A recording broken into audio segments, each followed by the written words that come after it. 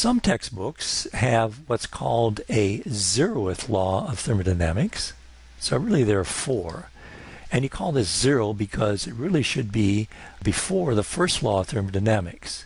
Zeroth law of thermodynamics has to do with temperature, and it's nice to be able to talk about temperature or define temperature, have some idea what temperature is before you start introduce it in the first law of thermodynamics. The zeroth law was figured out after the first law, the second law, and the third law, but it really should come before the first law, so therefore they call it the zeroth law. And so the whole point here is that if you have thermal equilibrium between two states, or two systems, 1 and 2, and 2 and 3, then the first is in equilibrium with the third, like a transitivity, the transitive property of heat. So what do I mean by this? Well, suppose you have some block, and let's not even introduce temperature yet. This has a certain temperature, but we're not going to talk about temperature yet. And here we have something, another block. Let's call this blocks of metal. We just make it all the same metal if you want iron. And what one does is connect these two thermally so heat can transfer back and forth, and connect these two thermally so heat can transfer back and forth. Call this system 1, system 2, and system 3. And we're just calling thermal equilibrium, we're not defining temperature yet, we're just saying heat transfer. So if 1 and 2 are in thermal equilibrium, what does that mean? That means that no heat is being transferred back and forth.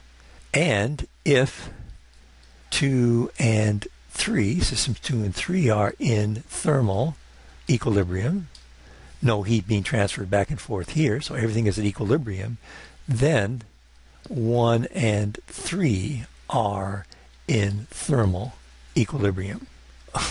Where did they come up with this? Well, suppose that you have two systems here, 1 and 3, and you somehow want to see whether in thermal equilibrium. Is there like a thermal equilibrium instrument that you can use? No, but you can use a thermometer. So let's make 2 be a thermometer. The thermometer somehow measures equilibrium.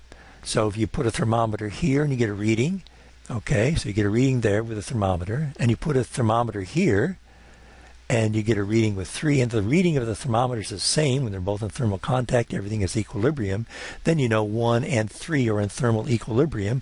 Or let's define a temperature scale. 1 and 3 are the same. Let's introduce temperature.